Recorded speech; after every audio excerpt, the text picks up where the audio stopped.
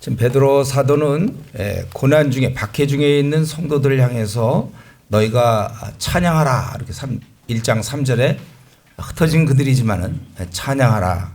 왜냐하면 우리에게는 기업이 있다는 거, 이 땅에서는 어렵지만 우리에게는 산소망, 우리 어제 한 거 잠깐 복습하는 겁니다. 산소망이 있고 5절에 또 우리가 보호돼 그것을 누릴 수 있도록 보호되기 때문에 이 말은 우리가 고난이 없다는 말은 아니라고 그랬어요. 여러 가지며 잠시 고난은 있는데 그러나 우리가 6절에 기쁨을 누린다는 것입니다. 그리고 우리 이러한 고난은 결국 우리 연단이고 우리를 온전케 하는 것이고 궁극적으로 우리가 9절에 보면 구원을 얻는 것이다. 이것은 구원을 얻는 것이다.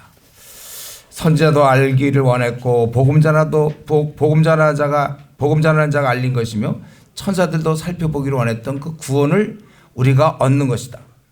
그렇기 때문에 이렇게 구원을 얻은 자는 네 가지라고 그랬죠. 이 땅을 살 동안에 근신한다. 자기를 잘 절제시키면서 근신하며 그리고 거룩한 자기 욕심대로 살지 않고 거룩해요. 거룩하려니까 여러분 거룩할 때 뭐가 필요하죠? 말씀 또 기도생활 주님과의 자꾸 만나고 그리고 주위에 좋은 환경이 좋아야 되니까 좋은 부모님 혹은 좋은 친구들 신앙의 친구들은 여러분 어떻게 하든지 많이 마련해야 됩니다. 그리고 두려움으로 지내라. 거기 우리가 17절이죠. 1장 17절에 두려움으로 지내라. 우리 경외함으로 우리가 지내야 되고 그리고 22절에 이 나그네 길에서 우리가 형제를 사랑하면서 이거 세상에는 없는 거고 우리만 있는 거예요. 세상 사람들은 여기까지 갈 수 없습니다. 착할 수 있고 그 사람이 점잖고 윤리적이고 뭐 돈을 떼어먹지 않고 시간 잘 지키고 알아요. 남에게 해를 끼치지 않고 그래 안다고요. 그러나 그럼 거기서 멈춘다는 거죠. 더 이상 형제를 사랑하는 거 이거는 어려운 거예요. 그건 우리만이 할 수 있는 그런 것입니다. 이렇게 이제 됐으니까 네 가지 이렇게 된 가운데서 중요한 것은 2장에 들어서면 2장 2절 우리 보고 자라가라고 얘기했어요. 이 정도만 해도 너무 감사한데 거기에 멈추지 말고 자라가라. 계속해서 자라가야 되는 거예요. 근데 고맙게도 어떻게 자라갑니까? 제가 모태신앙으로서 대학생을 헤맸던 이유가 이거라고 그랬죠. 저는 어떻게 자라가는지 몰랐어요. 그냥 이렇게 열심히 뭐 수련회 가고 또 어떤 일 열심히 하고 그러면 자라가는 줄 알았는데 그게 아니라 아주 단순한데 바로 이 신령한 젖을 사모함으로 말씀을 먹음으로 나중에 우리 맨 끝날 하겠지만 오직 그리스도의 은혜와 그를 아는 지식에서 자라가라. 누가 제가 대학교 1학년 2학년 때 한참 나 혼자 신앙생활 좀 잘해보고 싶은데 안 됐을 때 누가 이 구절만 얘기해 줬어도 이렇게 잘하는 거구나. 저는 그때까지 그걸 몰랐고 다른 말로 하면 신령한 젖을 사모하라고 그랬지만 성경 66권 중에 빵권을 연구한 채 제가 교회에서 빵권 연구한 채 교회에서 임원을 하고 교회 행사 열심히 하고 그랬어요. 이제 나중에 제가 대학 4학년 때부터 그전부터 물론 했지만 본격적으로 대학교 4학년 때부터 이제 성경 연구를 시작했어요. 그때부터 한 장 한 장 그렇게 이제 성경을 연구한 것이고 이렇게 자란 결과 그래서 자라가서 그 결과가 어떻게 된다고요? 그건 5절에 있는 것처럼 제사장 거룩한 제사장이 되며 이 거룩한 제사장이 결국 이것도 너무 감사해요. 우리가 이런 존재가 된 거 너무 감사한데 그에 걸맞는 일 시시한 일이 아니라 그 아름다운 덕을 9절에 보면 선포하게 하는 것이다. 이렇게 우리가 어쩌다가 이렇게 엄청난 직위를 얻고 그에 걸맞는 이것처럼 왜냐하면 이거는 그냥 단지 무슨 심장을 고쳐주고 뭐 뇌 수술하는 정도가 아니라 영원토록 죽을 자를 살리는 일을 우리가 그게 주님이 하던 일인데 그걸 우리가 맡게 됐다는 거예요. 근데 지금 현재는 그런 일을 하는 사람이 과연 이 엄청난 일을 하는 사람이 얼마나 있는지 모르겠어요. 그냥 교회 열심히 다니는 사람들 많죠. 우리에겐 이런 엄청난 사역을 할 수 있는 그러한 존재인 것을 잘 깨닫지 못하고 저는 26살에 그때 이제 내가 이 일만 하다가 죽어야 되겠다. 그래서 저는 풀타임으로 사실 뛰어들었어요. 사실은 뭐 파타임이나 풀타임이나 다 주님이라는 거 마찬가지인데 이제 숨이 안 차는 사람이 있어요. 그 정도 일해가지고 그 정도 직장 일 다 하고 남은 시간 전도하고 토요일 날 좀 전도하고 또 어린 자들 양육하고 이 숨이 안 차는 사람들은 그건 할 수 없는 거예요. 그런 경우는 풀타임으로 나와서 죽으라고 뛰는 것이죠. 예, 그래서 뭐 어쩔 수 없이 목사도 되는 거고 어쩔 수 없이 선교사가 되는 거는 자꾸 이 일이 너무 좋으니까 영원히 주님께 돌아오는 것보다 더 값진 일이 본인한테 없으니까 그래서 그만두고 이제 이렇게 하는 것이지. 특별히 무슨 이원론적으로 하나님이 부르셨다. 성경에는 그게 안 돼 있죠. 로마서 6장 13절에 보면 너희가 들이든지 말든지 니들이 결정해라 그거잖아요. 너희를 의의 무기로 드려라. 우리가 결정하는 거예요. 내가 하고 싶으면 하고. 그렇죠. 신대원에서 제가 우리 전도사님들 만나지만 보면은 뭐 결국 가만 보면 자기들이 원해서 왔더라고. 이제 거기에는 물론 하나님의 기하신 은혜가 있는 건 사실이에요. 그런 마음을 주신 것. 그러나 그걸 너무 숙명론으로 생각해서 아예 그렇게 딱 결정된 것처럼. 그래서 우리는 또 그렇게 결정 안 된 것처럼 그렇게 생각하면 안 돼요. 여러분 중에 얼마든지 목회자가 나올 수도 있고 또 선교사가 나갈 수 있는 겁니다. 그래서 옛날에 우리 선교한국이라고 있어요. 그러면 이제 항상 수련회 때 선교사로 가기를 원하는 사람 일어서십시오. 뭐 이러면 이제 그때 뜻을 정해서 일어나는 사람들 많아요. 다만 그런데 이제 안 나가죠. 그 사람들이 그때 일어나고 안 나가. 왜냐하면 그게 마음에서 좀 이렇게 말씀의 깨달음이 생겨서 나가야 되는데 그 분위기는 그거 안 일어나면 곤란해. 손들어 쉬어올 때 막 선교사들 와서 하루 종일 막 며칠 동안 그렇게 하고서 막 나가자 손도 쉬어 그러면 그거 손 안 들기도 굉장히 어려운 일이에요. 고난도 기술이에요. 그거 손 안 드는 거. 그러니까 막 들어놓고 또 마음이 좀 뜨거워 그때는. 그러나 잠시 뒤에 우리 보통 수련회 2주가 수련하고 집에 오면 제가 중고등부 때 그랬는데 막 뜨겁다가 뭐 한 2주 정도 지나면 다시 원래로 돌아갔댔거든.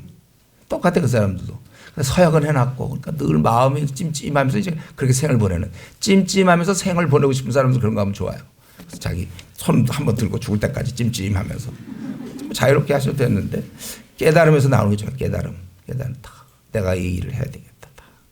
이런 깨달음이 참 중요해요. 어떤 사람은 무조건 하나님의 섭리 막 이걸 얘기했는데 우리 바울 사도 같은 게 어땠습니까? 고린도 지방에서는 주께서 환상 중에 나타나서 이 지방에 백성이 많다 해서 1년 6개월 동안 말씀을 전했다. 너는 말씀을 전하라고 그랬으니까.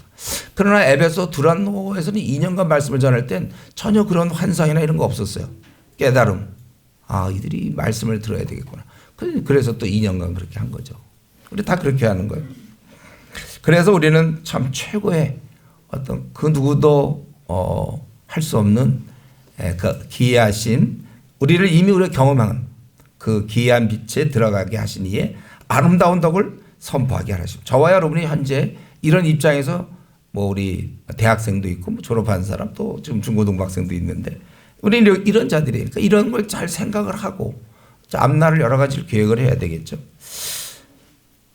이제 이런 가운데서 그러면 우리는 이제 이 땅에서 좀 실제적으로 어떻게 살아가야 될 것인가. 11절 12절 오늘 말씀이죠. 너희들은 육체의 정욕을 제어하라. 11절에 영혼을 거스르 육체의 정욕을 하고 너희들은 어떻게 살아야 되냐면 선한 행실을 갖고 살아야 돼. 선한 행실을 가지고. 그 12절의 선한 행실은 어느 정도냐면 어떤 게 어느 정도 선해야 됩니까? 비방하는 자도 할 말이 없을 정도로. 그래서 오시는 날에 그들이 하나님께 영광을 돌린다. 벌써 이들이 거듭난 것을 의미하죠. 그래 하나님께 영광을 돌리죠. 그러니까 내가 선하게 산다고 그럴 때는 빛과 소금의 역할을 한다. 선하게 산다 할 때 어느 정도냐면 그걸 보는 우리를 아주 싫어하고 비방하는 사람들조차도 오히려 자기들도 예수님을 믿고 주님을 찬양하는 그 정도 되도록 살아라. 우리 천국 백성인 우리는 지금 땅을 거닐고 있습니다. 우리는 사람들이 감동할 만큼 선하게 살아야 되는 거예요. 그래서 그 사람이 결국 구원을 얻는 데까지 가야 되는 것입니다. 근데 이 선한 삶을 위해서 11절에는 먼저 해야 될 일이 우리 육체의 그 욕심, 정욕, 그거를 제거해야 된다는 것입니다. 사실 예수님 믿을 때도 이 욕심을 처리하지 않은 채 들어온 사람들 많아요. 그래서 그들은 오히려 그 욕심이 어떤 데는 교회에서 장로 돼야지, 목사 돼야지, 큰 교회를 내가 목회해야지. 오히려 그 욕심이 아직 살아있는 사람들은 모든 걸 다 버리고 주님 신학교 와서 목회자가 되겠습니다 해놓고도 아주 큰 교회를 내가 목회하고 이름을 날리고 뭐 이런 식으로. 여러분 우리가 아직도 인정받으려는 욕구가 우리에게 있습니까? 예, 그걸 여러분들 다 부셔야 돼요. 우리가 뭐 무슨 욕심이 있습니까? 우리가 욕심만 없으면 참 착한 사람 되는데 그 욕심 있어서. 예. 여러분 우리가 어제도 얘기했지만 이미 천국을 얻었는데 뭐 이 땅에서조차 잘 살려고 하세요. 이 땅에서도 그래 그렇게 꼭 뭐 명문대를 나와야 되겠고 꼭 그렇게 외모가 좋아야 되고 남과 비교해서 지면 안 됩니까? 뭐 그렇게 얻으려고 다른 사람은 뭐 결혼도 잘하는데 난 이게 뭐며 또 다른 사람 집안은 뭐죠? 아직도 그 욕심이 아직도 있어서 그래요. 욕심만 없으면 우리 참 좋은 사람들 돼요. 여러분들 왜 이렇게 싸우죠? 다 욕심 때문에 싸운다고 그랬잖아요. 여러분들이 오늘 기도할 때 그 욕심 좀 버리세요. 욕심. 맨날 욕심. 뭐든지 자기가 항상 인정받으려고 하는 거. 욕심 버리라고 그랬더니 뭐 졸려온 사람 있어요. 듣는 것까지도 버리려고 그래요. 우리는 내가 이 땅에서 이 생각을 자주 안 하면 어느새 까먹습니다. 내가 모든 걸 다 얻은 자라는 사실을 현실을 보면서 못 얻은 것 같아. 자기는 상대적 박탈감을 갖고 있어요. 근데 우리는 다 얻었어요. 그러니까 불평이 있을 수 없습니다. 욕심이 있으니까 자꾸 불평이 생기지. 욕심만 없어 보세요. 무슨 불평이 있습니까? 그러면서 이제 구체적으로 그들이 이제 국가 생활과 그 다음에 이제 직장 생활 그리고 3장으로 넘어가면 이제 가정 생활 이런 거에 대해서 이제 구체적인 지침이 있는데 먼저 국가 생활은 우리랑 좀 상황이 달라요. 당시 이스라엘은 로마의 식민지였거든요. 그러면 이거 어떻게 할 것인가? 이 국가에서 지금 시스템이 쫙 흘러오고 제도가 있는데 우리는 식민지니까 그럼 어떻게 할 것인가? 그런데도 이제 거기 보면은 순종하라 그렇게 돼 있어요. 혹은 위에 있는 왕이나 또 총독에게 그래 세속사의 지도자지만 그 어떠한 인간의 그런 모든 제도 13절에 인간의 모든 제도라고 그랬어요. 인간의 모든 제도. 이 땅의 모든 제도는요 인간이 만들어서 이미 불완전했어요. 요새 인간의 모든 제도. 우리 하나님만이 다스리는 신정 정치만 신정 하나님이 다스리는 정치에만 완벽함이 있는 것이지 인간이 만든 모든 제도들 안 돼.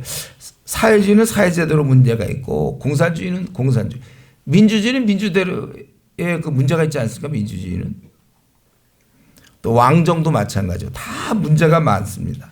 그런데 어떤 제도든지 사실은 15절 원래 이런 의도로 만들어져야 돼. 선행으로 어리석은 자들의 무식한 말을 맞는 것이다. 그렇기 때문에 우리는 원래 자유자예요. 자유. 누구 말에 뭐 순종 그런 건 아니지만 자발적으로 우리는 순종하는 것입니다. 복종하는 거예요. 그래서 무사람을 17절 공경하며 형제를 사랑하며 하나님 왕을 존대하라. 이런 범위 내에서 우리가 사회생활을 하는 것입니다.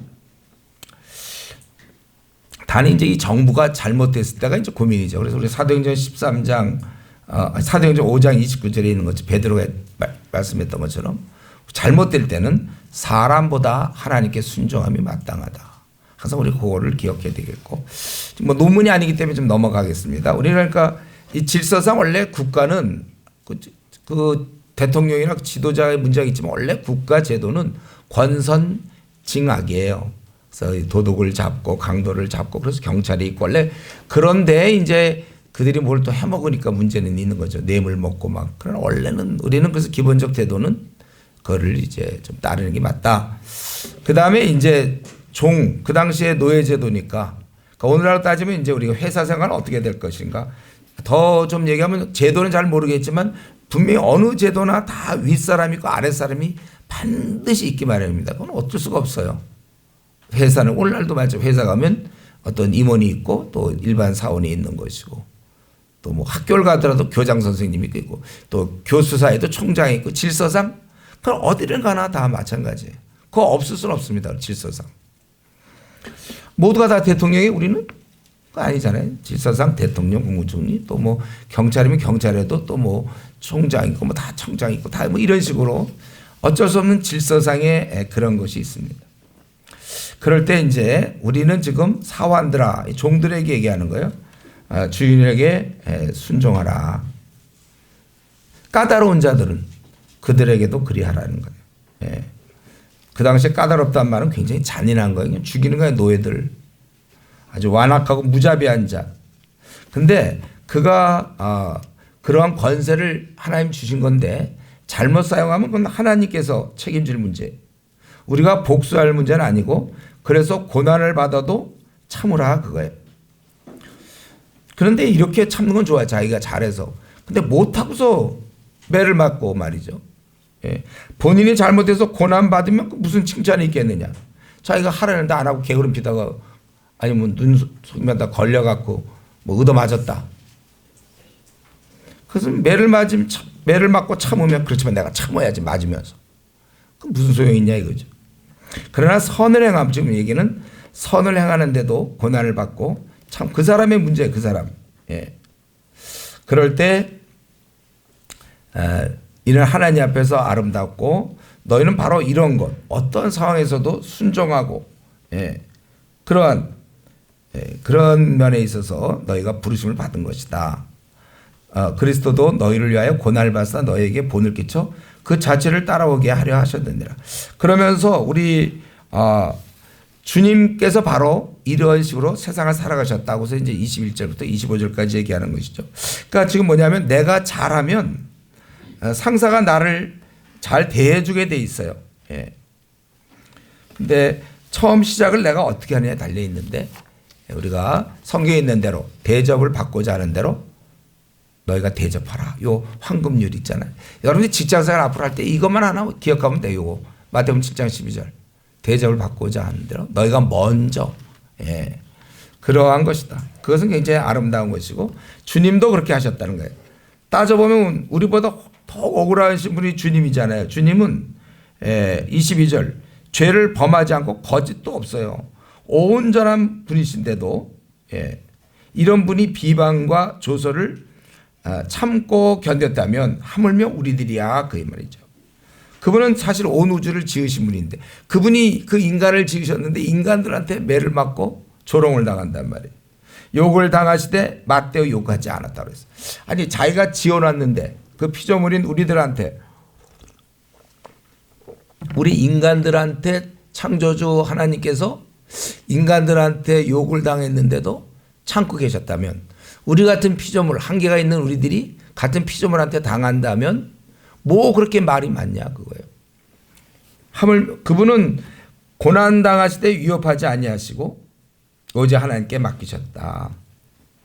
왜냐하면 사실은 하나님이 다 알고 계시기 때문에 그래서 그분은 그냥 자기가 할 일, 이 땅에 오신 일 채찍 맞고 그래서 결국 구속사역 친히 나무에 달려 그 몸으로 우리 죄를 담당하셨으니 이는 우리로 죄에 대하여 죽고 의에 대하여 살게 하려 하심이라. 그가 채찍에 맞음으로 너희는 나무로. 사실 우리가 구원받은 거 어제도 그랬어요. 하나님 우리를 지옥 보내십니까? 누가 지옥 보내요? 자기가 가는 거라고 그랬어요. 자기가 하나님께 나아가면 되는데 안 나가고 끝까지 버티니까. 아니 병원 가서 약 먹으면 낫는데 안 먹으면서 뭐 자기 왜 이렇게 죽게 만드냐 이러면 안 돼. 그게 죽게 만드는 겁니까? 자기가 자기를 죽게 만드는 거죠. 병원 가서 약 먹으면 날 거, 수술하면 날 건데. 우리가 오직 지옥 가는 건 각자 자기 죄를 지고 가는 거예요. 자기가 한 것에 대한 보응. 근데 이제 여기에 용서의 길을 주님이 주셨기 때문에 이제 원하는 자는 나가는 것이고, 그래서 나가서 이제 구원을 받는 것인데, 이제 이런 면에서 우리 주님께서는 우리로 죄에 대해 죽고 의에 대해 살게 하려 하시기 때문에 친히 자신이 나무에 달려서 죄를 담당하셨고 채찍에 맞음으로 그분이 잘못한 거 없지만 우리 대신 채찍 맞음으로 나음을 입어서 그래서 25절 전에는 양과 같이 우리 길을 잃었더니 이제는 너 영혼의 목자와 우리 영혼의 목자가 있다고요. 그동안은 목자가 없었죠. 자기 원하는 대로 살았어요. 나를 이끌어 주시는 목자와 감독 되신 이에게 돌아왔느니라. 여러분들이 이제 우리 아직 학생들이라 그러면 좀 없겠지만 그러나 성경이 이미 써 있으니까 우리가 알아야 돼요. 어디를 가든지 윗사람 때문에 억울한 일을 많이 겪고 인생을 살다 보면 이런저런 난 잘했는데도 상대방이 못돼 갖고 마음을 아프게 할 수 있단 말이에요. 그럴 때 우리는 어떤 생각을 해야 됩니까? 내가 직장을 옮긴다? 또 옮긴다? 그래도 마찬가지예요. 어디를 가나 까다로운 악인들은 지금 널려져 있어. 우리나라 지금 안 믿는 사람이 얼마나 많은데 그들이 직장에 들어가 있으니까 거기는 분명히 안 믿는 사람들이 많이 있단 말이에요. 성령의 도우심을 받는 우리도 지금 한 이 정도밖에 안 되는데 성령님이 계시지 않는 어제 얘기한 기억나나요? 하이에나, 예? 아주 잔인한 표범 막 그런 게 그 안에 살아 움직이는데 그 사람이 어떻게 나를 잘 대해줄 수 있습니까? 그래 혹시 좋은 상사를 만나면 그거는 진짜 기적이라고 생각하고 일반적으로 까다롭고 못된 상사들을 다 만나게 돼 있어요. 그래서 우리 회사원들 얘기하면 다 저 회사원들이 이제 근무 끝나고 술 먹으러 가잖아요. 술 먹으면서 주로 그게 안주가 뭐냐면 자기 상사들이에요. 아, 우리 회사에 뭐 김 부장이 어쩌고. 야, 너 말도 말아야 우리 회사에 있는 최 대리 그 사람 뭐. 또 김이사 아이고 그 사람 말도 서로 그래.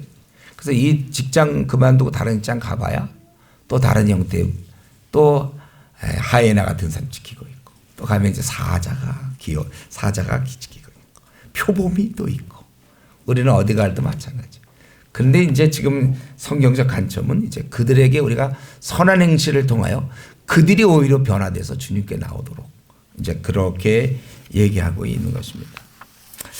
우리는 특별히 마귀는 우리의 분노를 자극 잘해요. 그래서 우리 에베소서 우리 4장에 나오죠. 4장.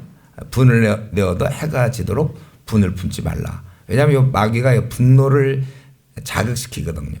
그래서 싸우게 해요. 나도 한번 확 싸워버려.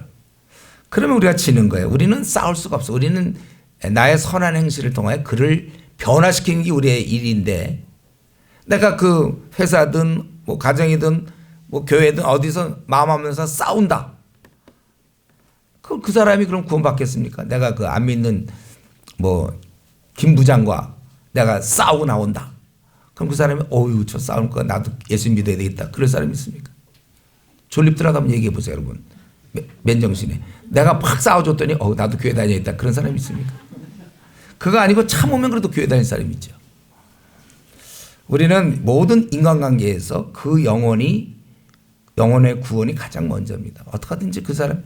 그리고 그가 주님이 없어 원래 그렇게 되는 거예요. 여러분도 생각해 보세요. 내가 만약에 좀 주님 몰랐다고 생각해 보세요. 그래도 얼마든지 악도가 입을 수 있어요. 그러니까 저 같은 경우도 이제 주님을 믿고 신앙이 좋은 상태에서 군대 갔기 때문에 고참들이 막 두들겨 패요. 그러고선 쫄병 나보고 이제 그 자리에서 쫄병도 얘들 때리라고. 저는 안 때렸어요. 얻어 맞았지 또 그래서. 제가 때릴 수 없거든. 옛날 같으면 저도 뭐 하고 같이 했겠죠. 이제 안 해. 그게 이제 바뀌어서 그랬죠. 자기 얻어 맞는데 그러면 자기도 화나고 그러면 또 때리게 되고.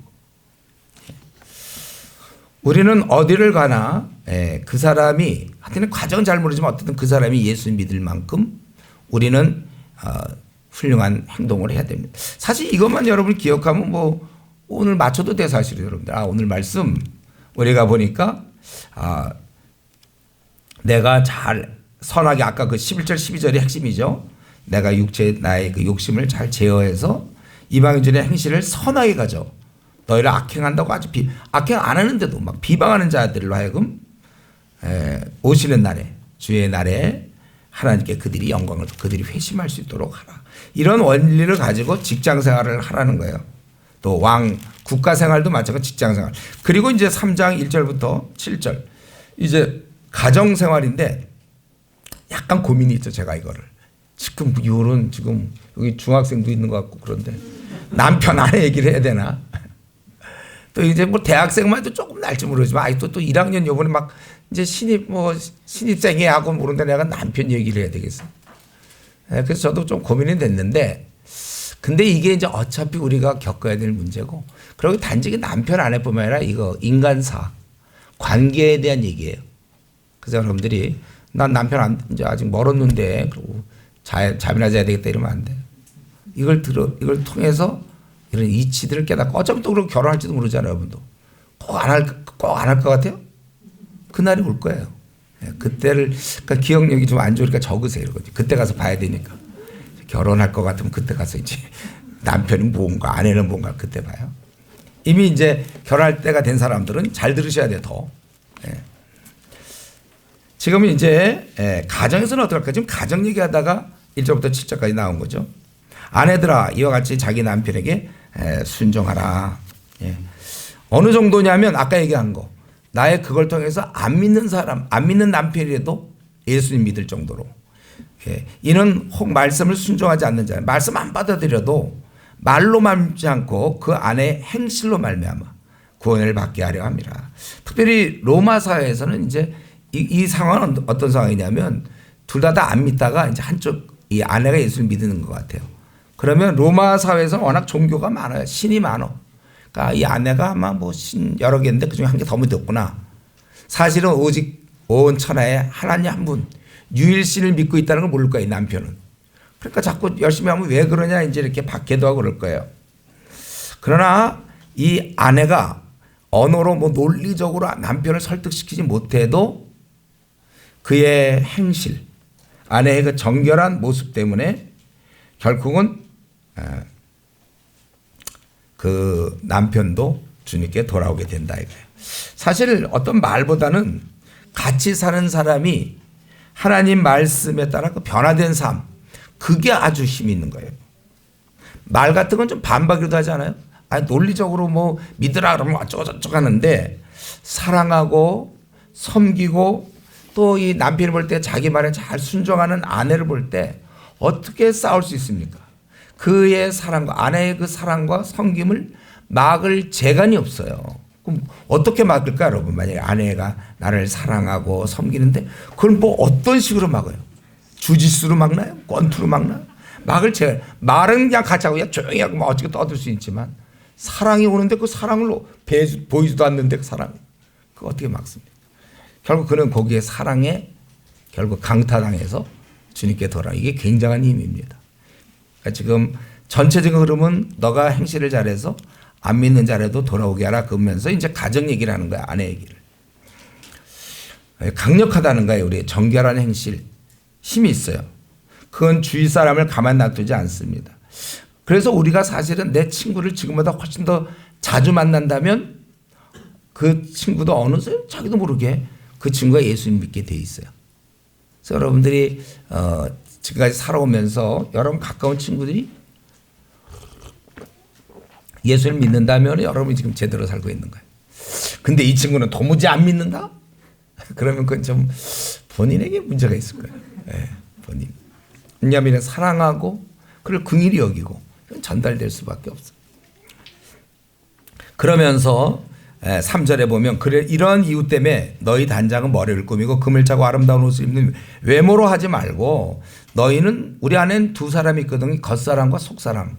속사람 마음에 숨은 사람을 온유와 안정한 심령 아주 잘 이렇게 준비된 영 이것이 하나님 앞에서 그게 값진 거라는 거예요. 금을 차고 아름다운 옷을 머리를 꾸미고 아름다운 옷을 입으면 하나님도 볼 때 우와 뷰티풀 막 이렇게 그런 게 아니야. 하나님은 제가 모양을 냈구나 이 정도 되겠죠. 꽤 냈네. 그런데 하나님 앞에 값은 그걸로 쳐주는 게 아니야. 아무리 여기 뭐 다이아몬드 해도 소용없어요. 이 온유 안정한 심령 잘 질서가 잘 잡힌 그런 겁니다. 아무래도 좀 이 얘기를 갑자기 왜 했을까요? 그럼 뭐 멋든 내지 말고 너희들은 그런 뜻이에요 이게. 우리 자매들도 잘 들어야 되고 형제들도 잘 들어야 되는 거예요. 우리가 이렇게 자꾸 외적인 것에 신경 쓰다 보면 이 우리 안에 있는 속사람에 대해서 무관심할 수 있다는 관심을 못 갖게 되는 거예요. 우리는 외적 내적 두 아름다움 중에 내가 깨어있지 않으면 외적인 것은 했지만 내적인 것은 소홀히 할 수 있다는 것이. 머리를 감고 화장하고 꾸미는데 1시간 그렇게 하다 보면 가뜩이나 바쁜 중에 성경을 읽고 뭐 기도하는 시간 잘 못 갖게 된단 말이에요. 10만 원짜리 되는 옷은 사 입지만 10만 원어치 신앙서적은 잘 안 사. 세면은 빼놓지 않지만 콰이트하면 빼먹을 수가 있어요. 화장은 매일 할 수도 있지만 기도는 매일 안 할 수 있다는 것입니다. 그러니까 뭐해 지금 머리를 막 외적인 것에 신경 써서 막 빗질하고 드라이하고 젤에 뭐 윤택하게 하고 그러니까 머리에 왜 자매들도 형제 똑같아. 이거 막 그거 이 뭐랄까 머리 외적인 건 막 신경을 쓰지만 머리에 내적인 거 이거는 다듬어지지 않단 말이에요. 외적은 되게 다듬었어요. 막 다듬어 그냥. 근데 이 껍데기는 다듬는데 속은 하나도 안 다듬는 사람이 있다는 거예요. 그래서 우리 자매들과 형제들도 마찬가지예요. 누구를 이제 혹시 선을 보거나 자매를 볼 때 이런 외적인 껍데기를 굉장히 윤기가 나는 머리와 껍데기가 막 다듬었어요. 근데 속은 하나도 안 다듬 그런 자매를 좋아하거나 그런 형제를 좋아했었는데 형제가 멋있어. 말도 멋있게 하고 말이죠. 우와 매력적이고 막. 근데 속은 완전히 쓰레기예요. 무해가지고 돈 뺏기 모르고 욕심 부리고 그 좋다고요. 제가 한번 여러분들 중에 이전에 설교 들은 사람 그거 기억나죠? 우리가 예를 들면 자 질문할게. 자 졸려온 사람들 잘 들으세요. 하나는 너무 포장지가 너무 멋있어. 포장지가 금박으로 돼 있고 너무 멋있어. 그 안에 그 안에 뭐가 있을 것 같아. 이게 뭐가 있어? 뻥이에요. 뻥이 들어있어. 뻥 하나 들어있어.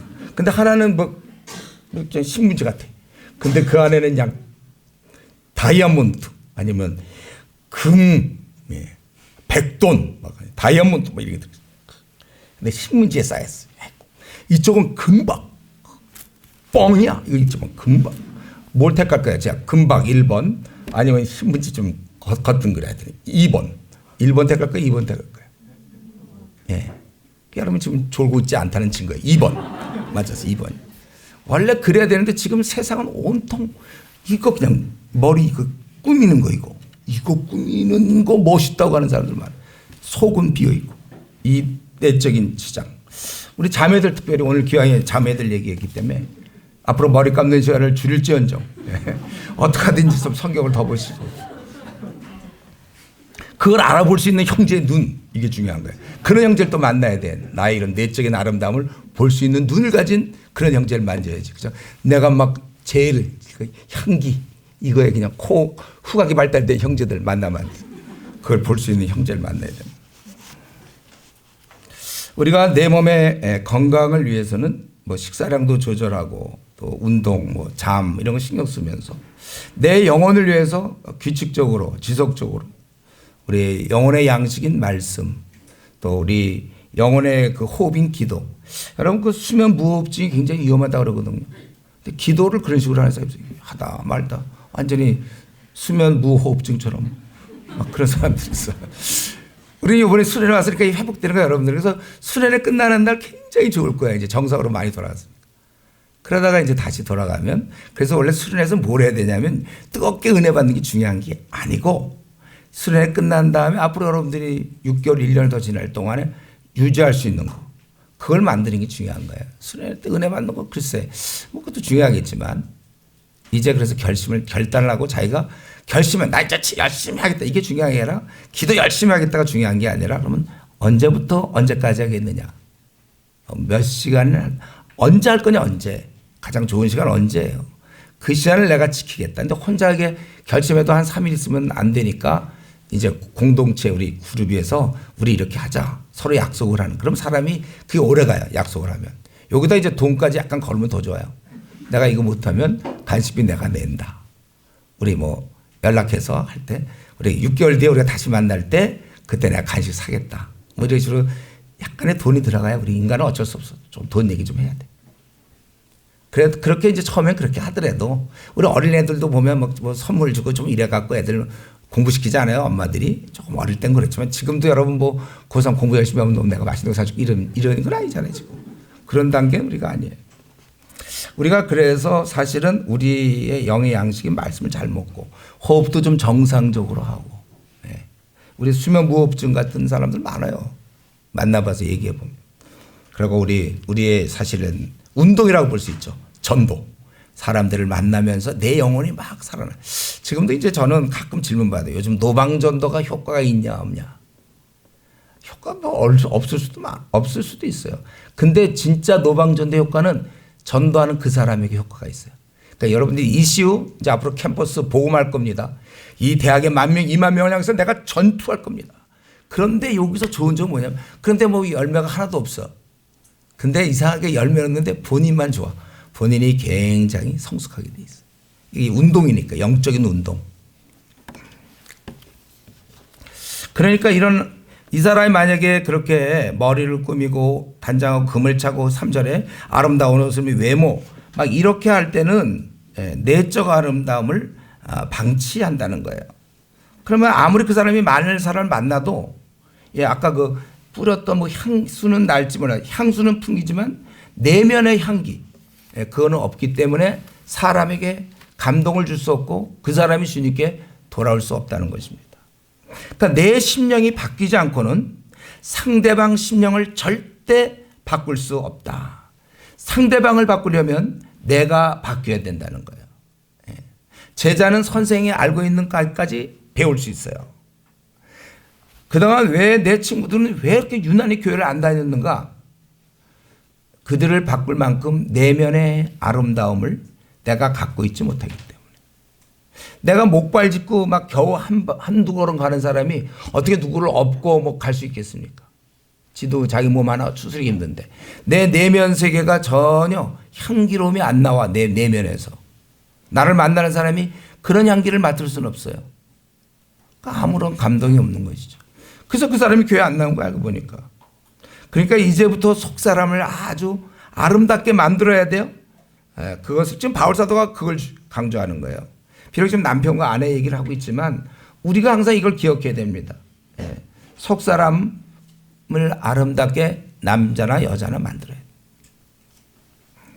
그래서 이제 5절부터는 실제 속사람이 잘 꾸며진 여인 하나의 예를 들었는데 전에 하나님께 소망을 둔 거룩한 부녀들도 이와 같이 자기 남편에게 순종하로 자기를 단장하였나니. 거룩한 부녀들에 대한 얘기인데 남편에게 순종함으로 자기를 단장했다. 이 말이 여러분 말이 됩니까? 남편에게 순종함으로 자기를 단장했다. 이런 표현. 이 남편에게 우리가 누구에게 순종한다는 것은 굉장히 성숙했다는 의미합니다. 거칠고 본래 자연 그대로인 사람은 절대로 순종할 수 없어요. 내가 누구에게 종으로 들어간다. 내가 누구의 을의 입장이 된다는 것은 성숙했다는 증거입니다. 우리의 죄된 본성은 결코 누구에게도 복종하는 걸 싫어해요. 그러니까 요즘 뭐 중이 뭐 이런 경우 있잖아요. 중이 이런 경우. 그게 뭐냐면 자기 자아가 싹 트면서 잘 안 들어가려고 그러잖아요. 점점 성숙하면서 이제 순종하게 되는 거고. 내가 순종했다면 이는 성숙한 자라는 표시입니다. 그래서 남편에게 순종했다는 것은 자기를 잘 단장했다는 거예요. 여러분 우리가 만약 국제 마라톤 대회다. 거기에 출전해서 만약에 등수 안에 들었다. 그건 이미 좀 건강한 자라는 이미 그것이 전제가 있는 거죠. 건강하니까 그렇게 했겠죠. 세계적인 뭐 국제 마라톤 대회에 나가서 등수 안에 들었다. 이미 건강하다는 거예요. 그게 즉 등수 안에 등이 건강을 표시하듯 남편에게 순종했다. 그건 굉장히 단정한 아주 훌륭한 인격을 갖고 있다는 것입니다. 원래 미성숙한 사람들은 남에게 잘 복종하지 않아요. 대신 이제 싸움을 하죠. 싸움을 잘해요. 자기 의견을 잘 내세우고. 그러니까 여기서 순종이라는 것은 결국 뭐냐 하면 내적 자아가 아주 건강해서 그래서 아주 훌륭하다는 그러한 증거물이다 그거예요. 그래서 우리 보면은 교회에서도 보면은 이렇게 미지근한 성도들 있잖아요. 미지근한 성도들이 사실은 뭐 그 남편이든 그렇고 아내도 그렇고 부모, 자식 미지근할 때는 순종이 없어 절대. 하나님께 미지근하다는 얘기 뭡니까? 내가 주님께 순종하는 것을 나도 때가 되면 언젠가 뭐 헌신하겠다 이제 이런 사람들이잖아요. 그때 주님을 따르겠다. 지금은 내가 나를 따르겠다는 거잖아요. 그런 사람 주위를 보면 항상 사람들과 부딪히게 돼 있는 거예요. 순종이란 말은 또 다른 의미에서 나를 정복했다는 뜻이에요. 이제 나를 다스렸다는 뜻이고 욕심을 제거했다는 뜻이고 이제 하나님이 나를 써먹을 수 있다는 뜻이에요. 준비되었다 그런 뜻이에요. 순종. 우리로 따지면 영적으로 대학생쯤 되었다. 그 영적으로. 우리가 지금 영적으로 지금 이제 초등학교에서 중학교 올라가려고 말랑 하잖아요. 여러분이 최소한도 영적으로 대학생쯤 되려면 성경 그래도 한 33권 정도는 연구해야죠. 다 연구하라는 얘기는 제가 못하지만 우리가 대학교 1학년 때부터 부지런히 하면 이제 한 뭐 어느 정도 시간 지나면 여러분들이 그렇게 할 수 있을 건데 순종을 했다. 오, 이거는 이제 아주 영적 대학생이나 마찬가지예요. 아주 훌륭한 것입니다. 그래서 예를 들었죠. 사라 예를 들었어요. 우리 이거 잘 몰랐는데 아브라함을 주라 칭했대요. 주인이라고. 예. 이것은 선을 행한 것이다. 그러나 아무 두려운 일에 놀라지 아니하면 그의 딸이 되는가. 지금 이방 불신자 남편이 아내가 신자 되었다고 박해하고 난폭하게 대할 수 있지만 하나님께 맡기고 두려워하지 않는 거예요. 예. 그러면 바로 그 정도가 되면 그는 사라의 딸이 된 것이다. 즉 이방인이었지만 이제는 이런 식의 순종을 할 수 있는 걸 보니까 사라의 믿음의 후손이 되었다는 것입니다. 그러니까 여기 뭐 지금 당장 여러분한테는 해당은 안 되는 사람 많겠지만 좀 정리해 보면 아내의 가장 중요한 믿음은 남편에게 순종하는 거예요. 이게 최고입니다. 이거 남편에게 순종하는 게 이게 최고예요. 제 경험상 우리 그 남편들 대부분의 불만이 뭐냐면 불만 중에 제 1위가 뭐냐면 아내가 자기를 좀 무시하는 것 같다는 거예요. 이건 뭐 수도 없이 많이 들었어요. 한번 우리 어떤 형제가 찾아와서 저보고 자기 이혼하겠다는 거예요. 그래서 왜 그러냐 그랬더니 아내가 자기의 자존심을 건드렸대. 자존심. 좀 무시했는지 어떻게 자존심. 자기 이혼하겠다는. 그래서 내가 형제요. 자존심 우리가 있는가? 내가 이제 그 얘기부터 했죠. 우리가 무슨 자존심이 있냐? 주님 만날 때 다 버렸는데 너 아직도 자존심 갖고 있냐? 그래서 다시 이제 잘 살아요. 이거 근데 의외로 말이죠. 의외로 형제들은 이면이 굉장히 약해요. 여러분들 사실 우리가 무슨 자존심이 있습니까? 근데 세상 사람들 이혼할 때 보면 여러 가지가 있지만 뭐 불륜도 있고 여러 가지가 있지만 대부분 남자들은 여자들한테 좀 무시당했다고 생각할 때. 예. 그게 참 문제. 또 우리 여성들은 남편이 사랑을 하지 않을 때 자기 말고 다른 아니면 어쨌든 자기를 좀 굉장히 사랑하지 않는다고 느낄 때 그래요. 이 순종했다는 것은 속 사람을 아름답게 꾸몄다는 것이다. 그러니까 사실은 남편들에게 대들거나 무시하는 거 이거는 자기가 심히 미성숙한 내적 상태를 갖고 있음을 드러내는 것입니다. 사실 남편이 무능해서가 아니라 실제 아내가 자기 속 사람을 돌보는 일에 무능했기 때문에 그래요. 자기의 무능이에요. 속 사람을 돌보지 못하는데 무능. 그래서 우리는 신앙이 좀 더 성숙할수록 그만큼 더 남편에게 순종하게 되어 있는 것입니다. 이거는 이제 혹시 이런 거 페미니즘 영향받은 사람은 지금 저 부분 무슨 얘기하나 이런 사람이 있을까요? 나중에 따로 얘기하고. 시대 요즘 흐름이 그런 거죠. 성경은 그런 걸 얘기하고 있지 않아요. 우리 보통 그 성숙은 자녀들도 마찬가지잖아요. 자녀가 철이 안 드니까 중2 뭐 엄마한테 대들고 부모 사랑 모르니까 아직은 철이 안 들어. 근데 철이 들면 부모가 얼마나 나한테 소중한 존재인가. 그래서 이제 그때 효도하잖아요. 보통. 바로 그런 거예요. 아내가 남편에게 불평하고 바가지를 긁는다는 것은 자기 속사람이 지금 안정이 안 돼 있고 불평이 투성, 자기 속사람이 불평투성이고 자기가 바로 바가지 대장이라는 것을 드러내는 것입니다. 그래서 여기 속히 사라의 딸이 되어야 돼. 즉 믿음의 우선, 경건한 믿음의 우선이 되어야 된다는 것입니다. 이것은 아내 얘기를 하고 있지만 여러분 아내 얘기니까 우리는 모르겠다고 가만히 있는 게 아니고 결국 이것이 아까 2장 16절에 있는 우리는 하나님의 종 모든 자에게 너희는 자유가 있으나 이 자유를 악을 가리려 쓰지 말고 오직 하나님의 종과 같이 하라. 바울 사도는 고린도전서 9장 19절에 내가 모든 사람에게서 자유로우나 스스로 모든 사람에게 종이 됐다고 그랬어요. 엄마가 애를 맞추잖아요. 그렇죠? 애에게 맞추잖아요. 애가 엄마한테 맞추나 엄마가 애 그 나이에 맞춰서 하는 것처럼 우리는 모든 자에게 종이 되는 거예요. 그래서 예수님이 빌립보서 2장 7절에 보면 종의 형체를 가졌다고 그랬잖아요. 우리가 이제 그렇게 살아야 되는 거예요. 이왕 얘기한 김에 7절 남편 이건 또 지금도 여러분이 우리 형제들 지금 당장 써먹지 못할 거지만 그러나 성경 원리는 알아야 돼요. 이걸 잘 기억하세요. 이게 우리 대인관계 굉장히 중요해요. 남편들아 이와 같이 지식을 따라 너희 아내와 동거하고 그를 더 연약한 그릇이요 또 생명의 은혜를 함께 이어받을 줄 알아 귀여기라. 이는 너희 기도가 맡기지 아니하게 하려 함이니라. 일반적으로 이 남편들은 뭐냐면 잘 들어도 형제들 이거는 꼭 결혼 생활뿐만 아니라 그런데 이 남편들은 아내를 자기랑 비슷하다고 생각해요. 그러니까 남자로 생각해 약간 남자의 기질. 그러니까 물론 여자인 거 알지만 자기 그런 보통 남자들은 뭐예요? 분석적이고 논리적이잖아요. 보통에. 여성은 인격적이잖아요. 굉장히 인격적. 그러니까 애를 키울 수 있어요. 정서적. 남자들은 이게 애 잘 못 키워. 여성의 그 부드럽고 인격적이고 정서적인 거. 좀 아주 감정이 풍부한 거. 이게 여성들이거든. 근데 남자들은 자기가 이제 지금 결혼하기 전까지 혼자 남자로 지냈잖아요. 그러니까 자기 스타일대로 그냥 일을 해왔기 때문에 결혼하고서도 이 여자분을 자기 남자인 줄 알고 그런 식으로 행동한다고요. 그래서 그거를 자꾸 못한다고 그래. 자기가 논리적으로 왜 이런 걸 또 못하냐 막 이렇게 이제 막 뭐라 그런다고. 근데 못하는 게 그게 그러니까 못하는 게 그러니까 안 하려고 한 게 아니라 그런 쪽으로 개발이 안 돼 있으니까. 그러면 이제 남편은 참 우리 아내가 답답하다. 좀 그리고 이상이 불필요한데 신경 많이 쓴다. 그거는 이제 정서적인 여인은 그런 데 신경을 쓰는 거거든.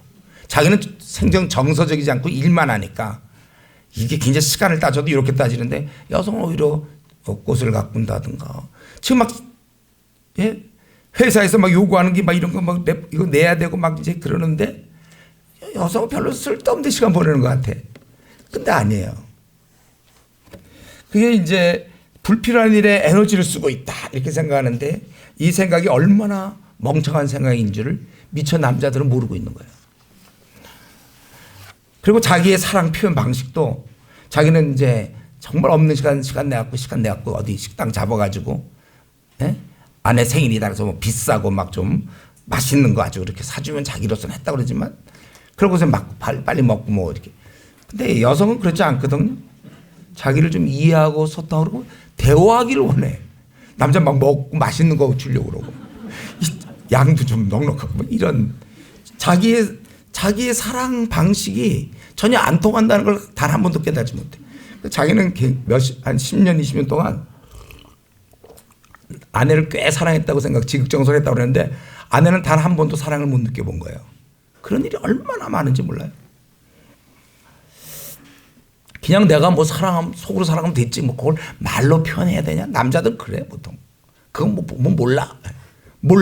아내들은 몰라 그런 걸. 말로 이렇게. 지금 여러분들한테 내가 뭐 결혼 예비 학교라는 게 아니고 그런 걸 여러분들이 이제 이런 걸 깨달아야 되는 거야. 이런 이치. 그러니까 지금 우리 멍멍이와 야옹이가 결혼했다고 보세요. 멍멍이와 야옹이 되겠습니까? 멍멍이 스타일로. 그러니까 결혼이라는 거 요건 그냥 참고로 오늘 보내 우리는 이게 이제 결혼하면 나도 아니요 아내도 아닌 제3의 인종으로 하나가 되는 거예요. 둘이 하나 된다고 그럴 때 단 한 번도 여러분 경험 못하는 거예요. 이거는 내가 여태까지 나였잖아요. 근데 내가 아내가 나야. 그 둘이 하나가 된다고 그랬잖아요. 지금까지 하나인 내가 하나였거든.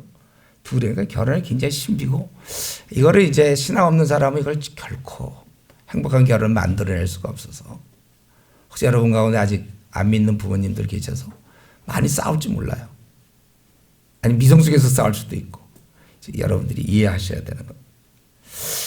그래서 여기 보니까 그래서 남편은 자꾸 힘들게 하는 게 아니라 여기 뭐냐면 이게 베드로 사도가 참 놀라운 거죠. 남편들은 이같이 지식을 따라 이 여성이 누군지를 이걸 알아야 해. 멍멍아 너희들 야옹이가 뭔지 알고 같이 지내라 이거예요. 지식을 따라 어떻게 되는 것. 자기 관점에서 아내에게 강요하는 것이 아니라 또 아내가 할 수 없는 거 원치 않는 거 자꾸 시키는 게 아니라는 거예요. 우리 이런 것들이 이제 서로 맞춰 나가는 거죠. 보통 결혼하고 나서 3년 안에 맞춰 나가면 이제 남은 생 괜찮은데 이때 잘 못 하고 또 떨어져 지내면 이게 참 힘든 거예요.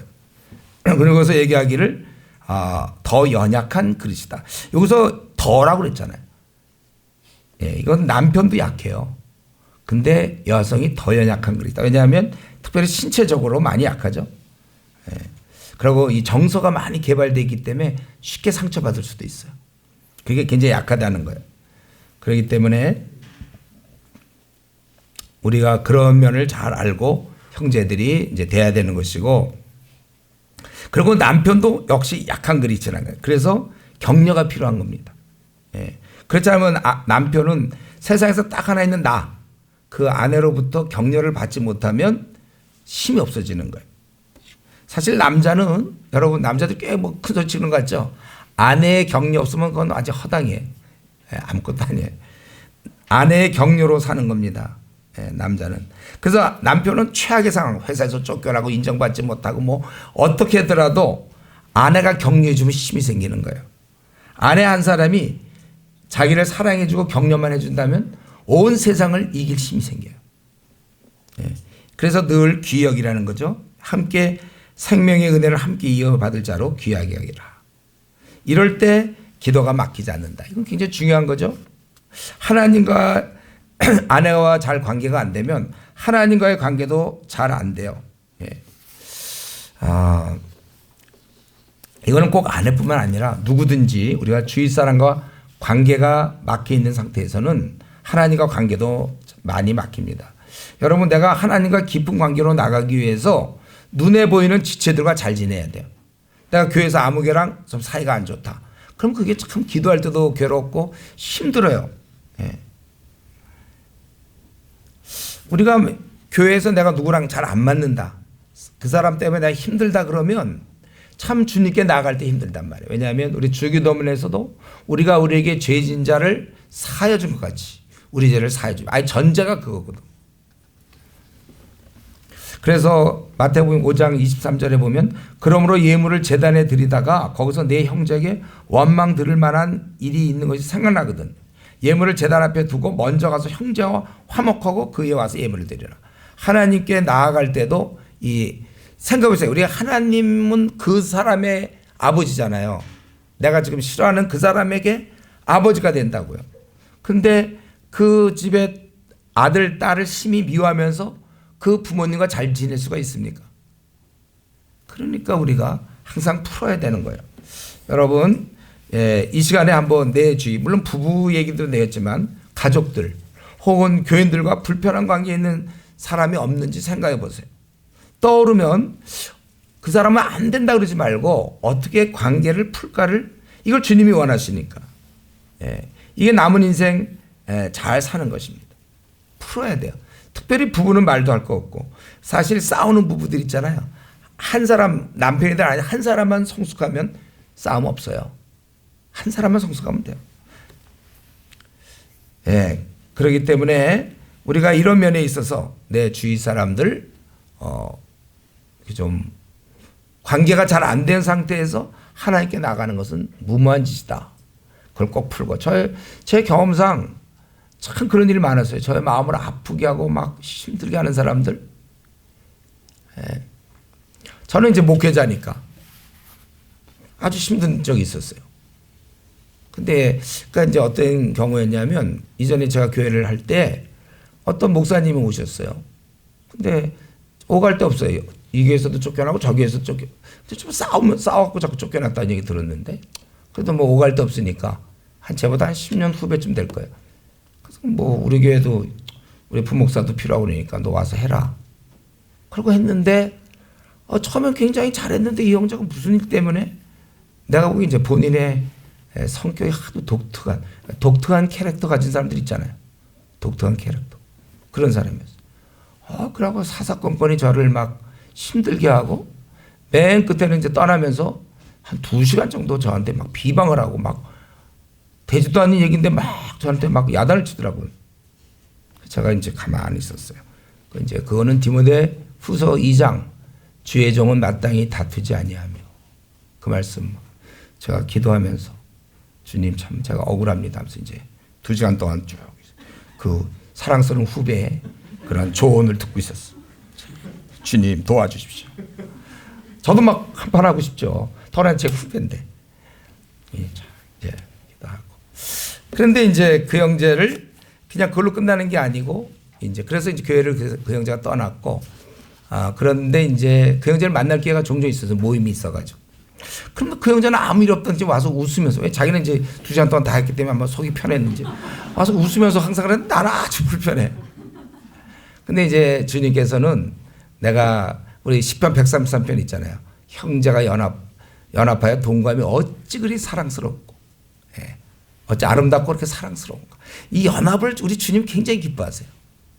제가 그래서 도저히 뭐 안 돼 갖고 할 수 없이 제 동기 목사님 한 3분 또 그쪽 동기 목사님 3분 제 다 후배들이 저를 잘 알고 있고 저를 따르던 후배들이지만 그래서 내가 선배지만 부끄럽다. 한번 너희들이 좀 재판 좀 해달라.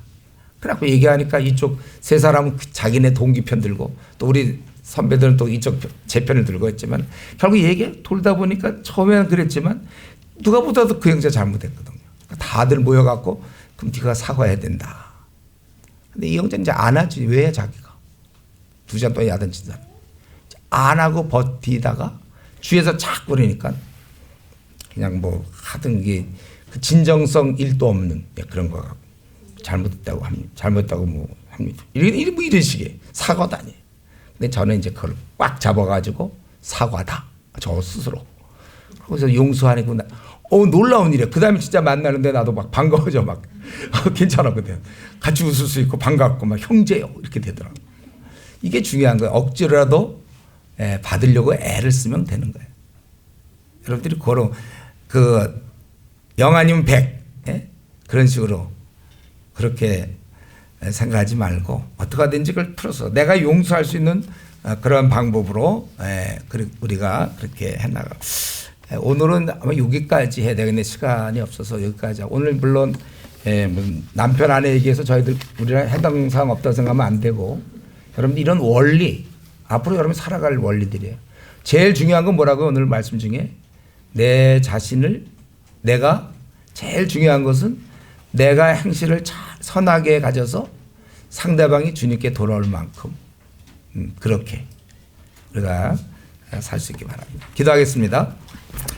하나님 아버지 오늘 또 귀한 말씀 주시니 감사합니다. 우리가 이제 영생을 얻은 자답게 우리 이 나그네 길을 가는 동안 많은 사람을 용서하고 받으며 그렇게 살게 해 주시옵소서. 주님이 이것을 기뻐하시오니 우리 그렇게 살게 하여 주셔서 우리의 그런 선한 행실로 말미암아 우리를 비방하고 욕하는 자도 결국은 주님께 돌아오는 그런 놀라운 역사를 허락하여 주시옵소서. 우리 귀한 형제자매들 앞으로 남은 생 50년, 60년 혹은 30년, 70년 얼마일지 모르지만 사는 날 동안 정말 모든 사람과 화목하면서 잘 지낼 수 있도록 축복해 주시옵소서. 감사하며 예수님의 이름으로 기도드리옵나이다. 아멘.